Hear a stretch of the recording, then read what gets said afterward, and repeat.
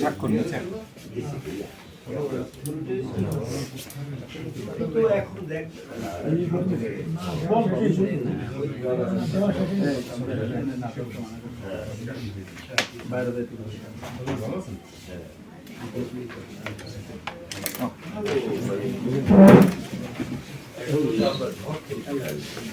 বসেন, সামনে থেকে বসেন, একটু ধরে রাখবেন স্যার।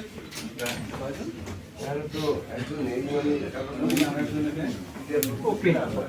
Okay, thank you.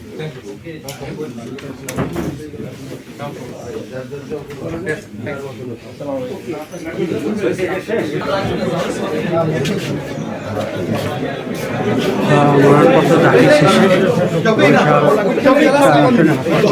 দাখিল শেষে অন করো দে ওকে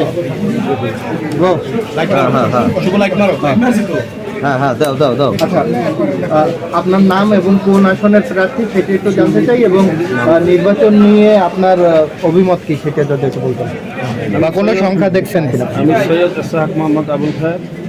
আমার নির্বাচনারি হলো বরিশাল 4 হিজলা মেহেন্দিগঞ্জ কাজিরহাট। আলহামদুলিল্লাহ আমরা এখন নমিনেশন সাবমিট করলাম। তো আলহামদুলিল্লাহ এখন পর্যন্ত ভালো পরিবেশ চলতেছে। ভবিষ্যতে কী হয় জানি না, তবে বিভিন্ন হুমকিদামকি ঘটনা আমি শুনতেছি, আমাদের কর্মীদেরকে বিভিন্ন ধরনের ভয়ভীতি দেখাচ্ছে। তো আশা করি সুনির্দিষ্ট করে বলা তো কঠিন, আমরা বলবো দুর্বৃত্ত যারা বিগত দিনে পেশি শক্তি চক্ষুরাঙ্গানি দিয়ে দেশের রাজনীতি একটা ভীতির রাজনীতি সৃষ্টি করছে, তাদের কোনো এক সদস্য হবে। তো আমরা সুনির্দিষ্ট করে এখনও বলতে পারছি না। ইনশাআল্লাহ ভবিষ্যতে যদি আমাদের কাছে পরিচয় আসে আমরা বলবো। বাকি এখন পর্যন্ত যা আছে ভালো, পরিবেশ মোটামুটি ভালো আছে।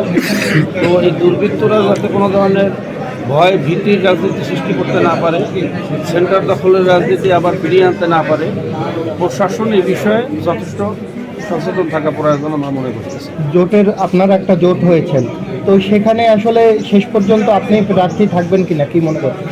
আমরা আসলে জোট না, এটা আপনার বিগত দিনের যে জোট বা যে ট্রেডিশন আগে আমরা দেখে আসছি, এটা জোট না, এটা হলো আমাদের আমিরের ঘোষণা হলো অন বক্স পলিসি, নির্বাচনী সমঝোতা।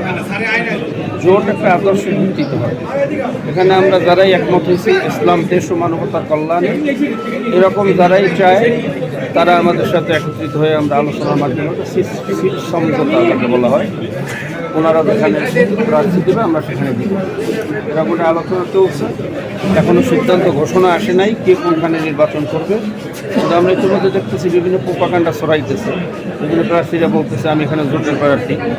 এটা একেবারে নির্জল একটা মিথ্যাচার, কারণ কে কোনখানে প্রার্থীটা কেন্দ্র থেকে ঘোষণা হবে, এর আগে যদি ঘোষণা দিয়ে থাকে এটা হলো একটা ধোঁকাবাজি, এটা একটা মিথ্যাচার। আমরা আশা করবো এই মিথ্যাচারটা ফিরে আসবে। ধন্যবাদ।